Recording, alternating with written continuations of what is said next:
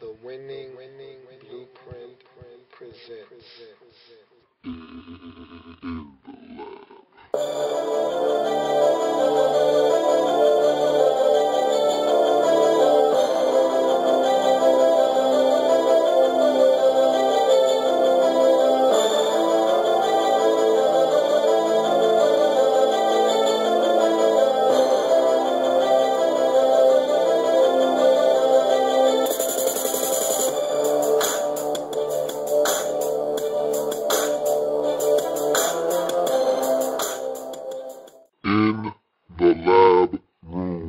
Welcome, you are in the lab room. I'm your host, Lou. Thank you for joining me.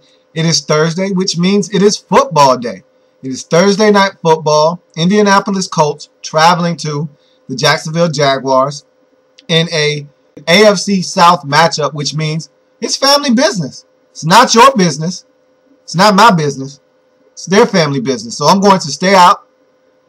I'm going to get me a nice ice-cold beverage, a snack, sit back on my recliner and enjoy the festivities. Again, they've been coming at us the last 2 weeks and counting this week and even next week. These have been some lackluster Thursday night games. Now, I've psyched myself up for this one. Andrew Luck, who is 5-3 on the season, a member of the starting five, is playing good football right now. He's got his team 2 games over 500 for the first time in 2 seasons, and they're playing good football. They've got a serious, legitimate shot at going to 6-3 tonight. This Jacksonville Jaguars team is not a very good football team, and they should beat this team. However, it's family business. You throw records out the window. You throw anything. It's family business. You throw everything out the window, including records. This Jacksonville Jaguars team always plays the Indianapolis Colts tough. They played them once already, earlier in the season, at Lucas Oil Stadium. This Indianapolis Colts team lose to the Jacksonville Jaguars early on in the season, in week 2. So, you got to take your hats off to the Jacksonville Jaguars because they get up every time they play the Indianapolis Colts. I expect this to be a close football game. I honestly want to pick the Jacksonville Jaguars tonight. I really feel some type of way about the Jacksonville Jaguars tonight. I think that them and the Kansas City Chiefs are the 2 worst teams in the National Football League. Make no mistake about it. I don't think this Jacksonville Jaguars team is any good, and I don't have any affinity for them. So let me clear that up right away. I'm feeling some type of way about picking them, however, this week because it just feels like the Colts are due for a letdown. I mean, they've been playing really inspired football. You know, Chuck Pagano made his first appearance back in Lucas Oil Stadium since learning of his leukemia diagnosis and being treated for it and going through his bouts with chemotherapy. He made his first appearance last week, and it was an emotional appearance that he made.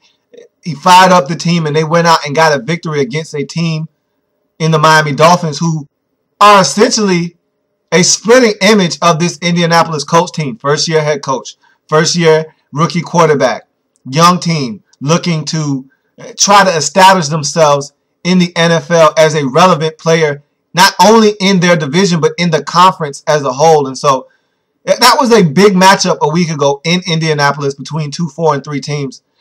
And so this Indianapolis Colts team is playing really good. And I think they had an emotional high a week ago after beating the Dolphins at home, having their head coach Chuck Pagano visit them in the locker room before the game, after the game, give them that inspirational pep talk. I think they had an emotional high a week ago. How will they follow that up on Thursday night football on the road in Jacksonville? Now, Jacksonville is not a hard place to play. They have 7 fans. Hopefully all 7 will be in attendance tonight. So it's not a tough place to play per se. However, it's still a road game, and they need to pack up what they do at home, take it on the road. They're 1-3 on the road this season. And so they got to find a way to get it done. If they want to make the playoffs, if they want to be a real contender for a wild card spot in the AFC, they have to win on the road and more consistently. You can't win 1 or 2 games in a row. You have to find a way to win at least 3 games on the road in order to be a legitimate contender to make the postseason. Because you're not going to win. Okay, let me rephrase that. Because it's rare that you win all of your home games. You're going to slip up once, maybe twice at home. And so, if you're the Colts, you need to have a fallback plan in case you don't go 8-0 at home. You always want to set the goal of winning all your home games. That's always one of the goals you set at the beginning of the season.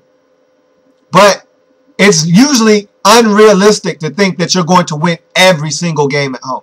Now, there are some teams that have a dynamic home field advantage, and if they have a good team that season, it's tough to go in there and get a win, like a Seattle, like a New Orleans. These are teams that if they're good and you go into their stadium, it gets loud. And it's hard to hear yourself think, and it's hard to come out of there with a win. So, same thing with the Georgia Dome and the Atlanta Falcons. It's a tough place to play if that team is good and those fans come out and support. They get it loud. It's a tough place to play. And so, if you're the Colts, you want to try and win all your home games. But there's a good chance that you're probably going to lose one or two of these games. And so you need to find a way to win on the road. This is a good opportunity for you to pad those stats against the Jacksonville Jaguars, a 1-win team this season. They're 1-7 on the season. And so if you're Indianapolis, this is a chance to really win a game on the road in the division and help you take a step forward towards trying to make the postseason. The Indianapolis Colts have not had the toughest of schedules this season. They earned that, however. They earned that. They were 2-14 last year. They were terrible last year. They sucked for luck, and they got what they wanted, and it's paying dividends now. So they earned the right to have such a soft schedule this season. They've taken advantage of it by winning 5 out of the 8 games that they've played this season, and they have a really good opportunity to take advantage of a Jacksonville Jaguars team that is not very good. So if you're the Colts, this is a golden opportunity to really give yourself a chance to make some noise in the AFC. Because if you win this game and get to 6 wins after 10 weeks of football, and you're 6-3 on the season, realistically, you need 3 more wins to make yourself a relevant player for a wild card spot. I'm thinking 9 wins can get you in the show, can get you a ticket to the dance this season in the AFC. It's really starting to look like 9 wins will be the benchmark to get you a ticket to the dance. And if you continue to win football games, you're going to find yourself in position to go to the postseason. And that's something that we thought would be a long shot for this Indianapolis Colts team when this season started. Even though Andrew Luck was coming on board, you didn't know he was going to come in and right away right this ship, have this Indianapolis Colts vehicle driving on a straight and narrow path destined for the playoffs. Who saw that coming? Now, it's still early. We still have 8 games remaining on the season. And so anything can happen. They could win tonight against Jacksonville and drop their next 4 out of 5 and only end up with a 7-9 record. So you don't know what's going to occur. However, you just never know. If they can get to 6-3 tonight, man, I tell you what, that path to the playoffs just got a lot easier. And you'll be done with Jacksonville. You'll have 1 more against Tennessee at home. So that's probably a very winnable game. You've already went to Tennessee and taken care of the Titans. So that'll be another game that you might be able to win. And so you got to start looking ahead at the schedule and saying, hey, if we can get it done tonight and find 3 more victories, we probably can make the playoffs this year. But it's 1 game at a time. If you're the Colts, 1 game at a time. And the game at hand is the Jacksonville Jaguars tonight. And so what the Colts must do to win this football game is very simple. They need to run the football, establish the run, take the pressure off of Andrew Luck. That performance he had last week was magnificent, spectacular. However, you still don't want Andrew Luck chucking it up close to 40 times if you don't have to. Now, he showed you last week, and he's shown you in weeks past that he doesn't mind chucking it over 40 times, close to 40 times, and still can get it done. But the blueprint for a rookie quarterback in this league, most times, is to run the football, be balanced, and say 27, 29 attempts from your quarterback, have an efficient passing day. You want to be around, 65% completion percentage if at all possible. 21 of 29, 265 yards, 1 touchdown, no interceptions, 2 touchdowns, no interceptions. Something like that is how you want Andrew Luck's stat line to go. And so if you're the Indianapolis Colts, run Donald Brown, run Vic Ballard, run Delonte Carter, run whoever you have to take some of that pressure off of Andrew Luck. If you can do that, sprinkle in a little bit of dumps off to Mewelde Moore and whoever else they have in that backfield, this Colts team will be hard to stop because Andrew Luck is getting comfortable in this Colts offense. Bruce Arians is starting to unleash Andrew Luck, and he's getting out of the pocket. He's throwing. He's showing us the accuracy outside on the move. He's showing us the accuracy in the pocket. He's going down the field. He's really starting to put pressure on opposing defenses. And so if they can just get a semblance of a run game to match what Andrew Luck is doing in the passing game, the Colts will win this football game. Also, what is key for the Indianapolis Colts in this game is don't allow Jacksonville to run the football. Make Blaine Gabbert beat you. Every team that plays the Jacksonville Jaguars should go into the game saying, we're going to make number 11 beat us. Because we don't think he can. They have 1 win to show for their 8 games this season. He's not getting it done. So if you're an opposing team coming in to play the Jacksonville Jaguars, rule number 1, stop the run. Make Blaine Gabbert beat you. Because, frankly, not many around the league think he can get it done. And I'm in the majority that feels like he can't get it done if you force him to make big boy throws, big boy decisions, and force him to have to carry the Jacksonville Jaguars on his back. So if you make Blaine Gabbert have to beat you, your chances of winning go from here to here. So if you're the Colts, run the football, play action fake, unleash Andrew Luck after running the football and setting up the pass. Stop the run on defense. Get after Blaine Gabbert. Force Blaine Gabbert to beat you. And you'll come out with a decisive victory. And the most important thing that really shouldn't have to be said, but it needs to be said anyway. It seems like teams don't follow the Holy Grail when referring to winning on the road, winning in the National Football League in general. Don't turn the football over. Win the turnover battle. You do that. You stop the run. You force Blaine Gabbert to beat you. You run the football yourself. And it doesn't have to be the most dynamic of running attacks tonight. You don't have to have a guy, go off for over 100 yards rushing. But collectively, as a group, if you have your 3 backs, 2 backs, whoever you want to feature tonight. We've seen a lot of Vic Ballard and Donald Brown over the past 2 weeks. If you want to keep those 2 in rotation, sprinkle in a little bit of Delonte Carter. If you can get these guys averaging close to or over 4 yards a carry, you're fine. I mean, you don't have to have a standout back. If Delonte Carter gets 4 carries for, 16 yards and Donald Brown gets 11 carries for 44 yards and Vic Ballard gets 13 carries for 52 yards, you'll take that.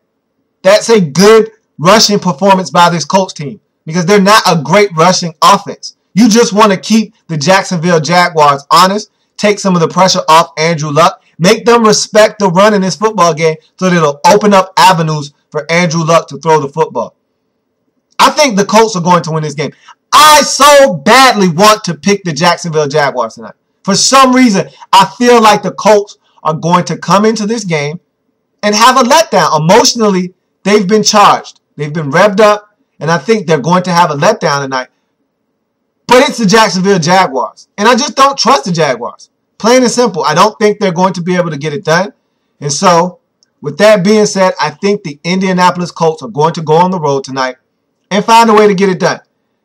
It would not surprise me, and you heard me say it. I don't have the balls to pull the trigger on it, but you heard me say it. It would not surprise me if Jacksonville came out with the W tonight. We've seen some strange things on Thursday Night Football, and this would not surprise me. However, the Colts are the better team. They're supposed to win this game, and it's hard for me to pull myself to pick Jacksonville because if I lose the game picking Jacksonville, I'll never live that down. I'll never be able to accept the fact that I went out on a limb to pick Jacksonville, a 1-7 football team, and they lost a game and I get a loss because I went out on a limb to pick a 1-7 football team against a team that's playing pretty good football in the Indianapolis Colts at 5-3 this season. I wouldn't allow myself to live that down. And so I got to go with the Colts on the road to make a statement, to go to 6-3 on the season and give themselves a legitimate shot in the AFC to clinch a wild card berth down the road. This is a big game for the Colts. If they really want to make the playoffs, you win this game tonight. Get your 6th win of the season and start scratching and clawing and trying to piece together wins to get you to 9 victories on the season. This is a big step in that direction. You lose tonight, fall to 5-4, and don't take advantage of this monumental opportunity to go to 6-3, to get your 6th win of the season. You blow this opportunity. This will be one of those games you look back on your season when you don't make the postseason. Because if you don't win this game, I don't think you're going to make the postseason. This will be one of those games you look back on and say, if we would have took care of business on that Thursday night against Jacksonville, we probably would be singing a different tune. We probably would have found ourselves in the playoffs this year. This is how big I think this game is for the Indianapolis Colts.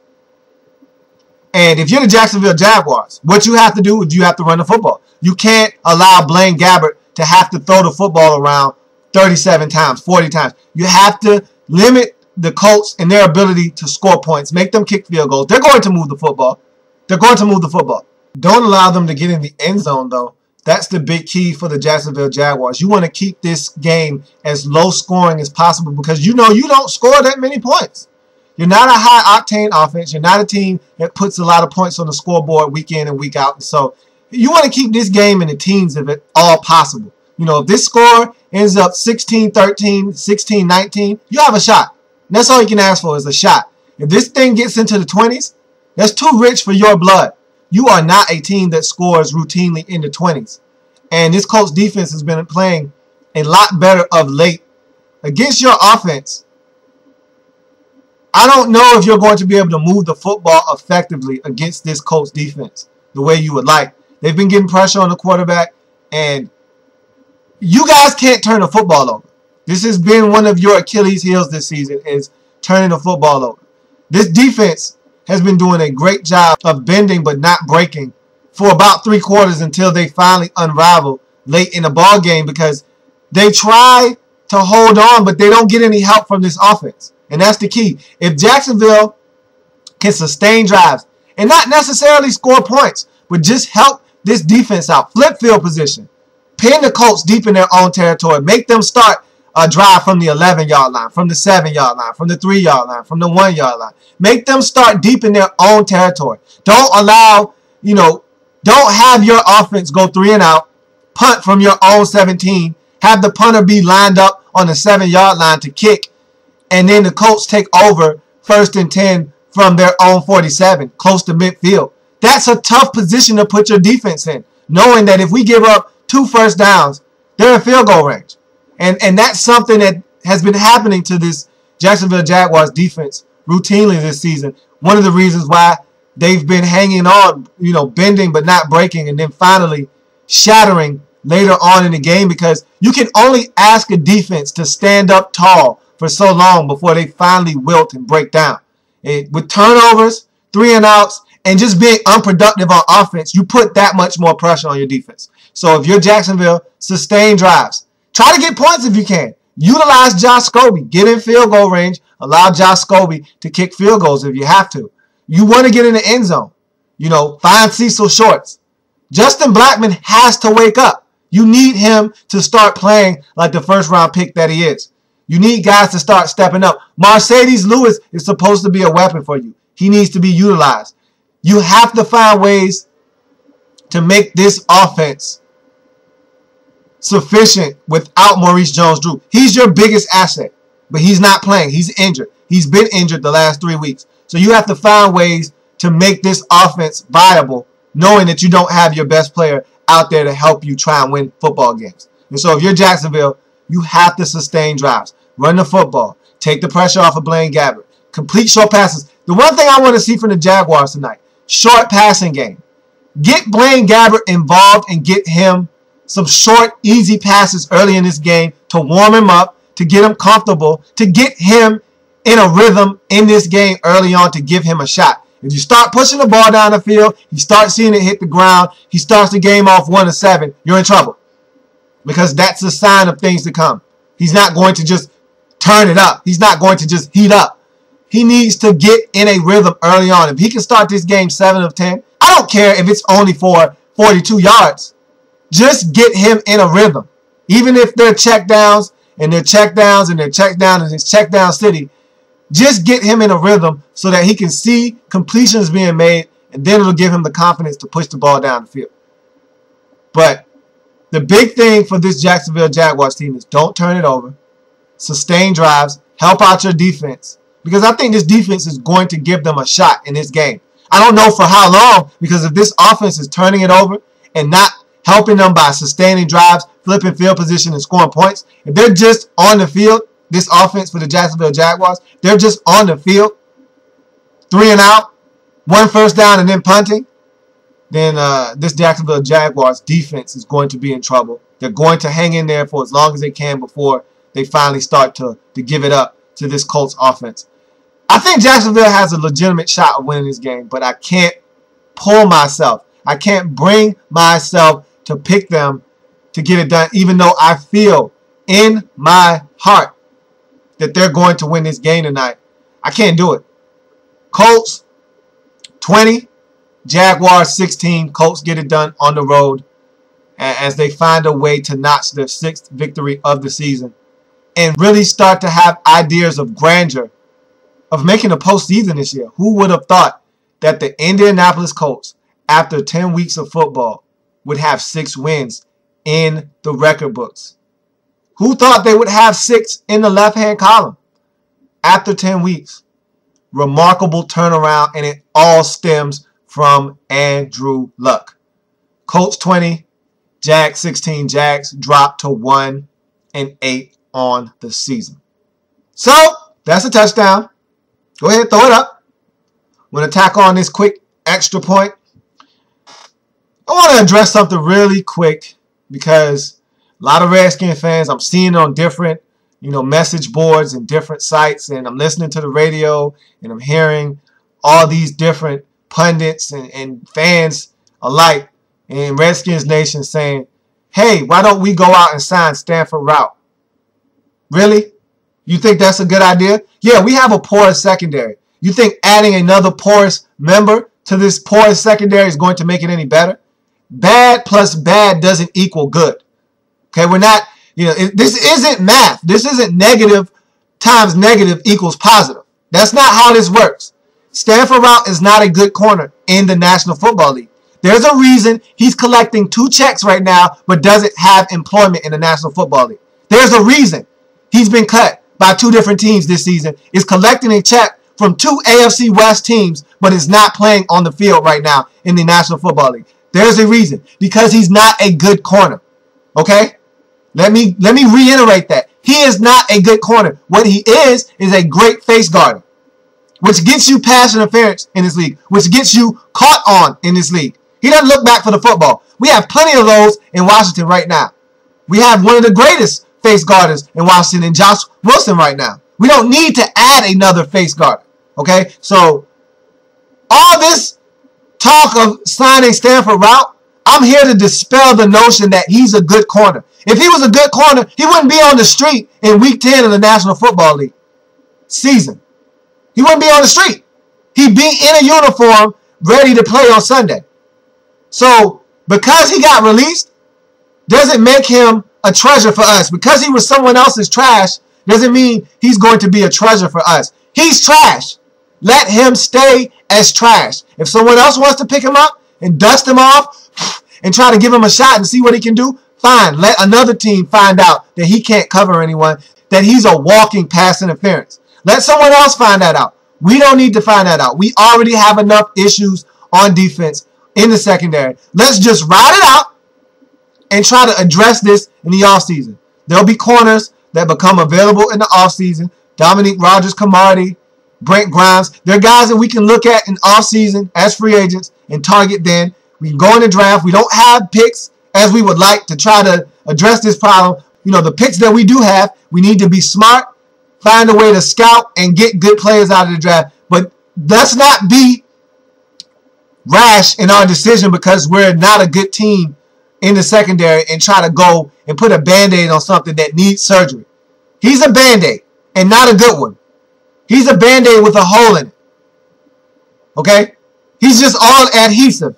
There's no bandage in that package that you call Stanford Routt. And so, if I were you, Redskin fans, I'd stop clamoring for something that you really don't want. Be careful what you ask for. You just might get it. And I'm telling you right now, you're going to want to send him back to where he came from if we get him. I'm telling you, it won't take you long to realize that Stanford Routt is not an elite corner in this league. He's not even an average corner in this league. Go look up the numbers. Go to Roto World. Check your stats. Look who's been one of the most targeted and most ineffective corners this season. You'll be surprised at who tops that list. I'm warning you. You don't want Stanford Routt as a corner on the Washington Redskins. Cut your losses. We stink. Let's just continue to be funky for the rest of the season and then address it in the offseason. Don't make a rash decision that can cost us more money down the road. He's not cheap. He's not cheap. He's not going to come cheap. This isn't a guy that you can just sign for a veteran minimum, have him come on board. This isn't a 32-year-old corner. This is a relatively young guy. He's going to look to get paid. Just because he has 2 checks coming in doesn't mean he's not going to want to be compensated for his services. He's not going to come cheap. So don't think for 1 second he's not going to come in here and try to steal money. If he can steal some more money, trust me, he'll steal more money. And so he didn't have answers as to why he was cut by the Chiefs. I can tell you why you were cut by the Chiefs. We're 1-7, and you're a big reason why we're 1-7. You're not who we thought you were. And the Chiefs should have known better. He was an opponent in the AFC West. You got to see him 2 times a year. You should have known better. Just because he picked you off and took one to the house against you doesn't mean he's a good corner. You know better than that. So don't feel bad for the Chiefs for having to cough up money. And it's wasted money now because he's gone and you still have to pay him. The Raiders knew what they were getting into. New management came in and said, look, you're one of these guys that's expendable. We're paying you too much money for not enough production. You got to go. And they got rid of him. They cut their losses. And that's what we should be doing instead of adding more losses to take. So that's going to do it for this episode. Thank you for joining me. Again, enjoy the football tonight. And I have several different ways you can contact me or view the show. You can get on Facebook, on the Facebook page. In the Lab Room is the Facebook page. Like it. Every video that I've ever done is on that page. Also, you can leave a message on Facebook. I will see it. I will respond to it. Like me on Facebook. You can also follow me on Twitter. In the Lab Room is the Twitter handle, @In the Lab Room. So if you want to follow me on Twitter, I'd love to hear from you. Tweet something. I'll tweet back. I love to hear from you guys. Also, drop something in the inbox @inthelabroom@gmail.com.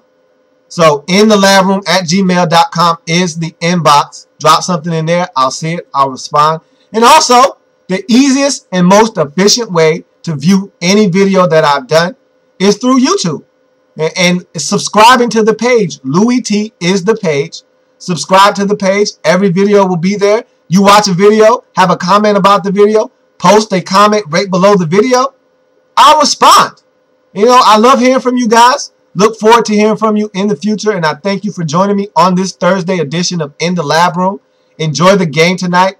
It's not going to be the best of football games. It's not going to be a high octane, very entertaining football game, but what it will end up doing is getting you through another Thursday in the National Football League, and it'll be something to watch. Why not?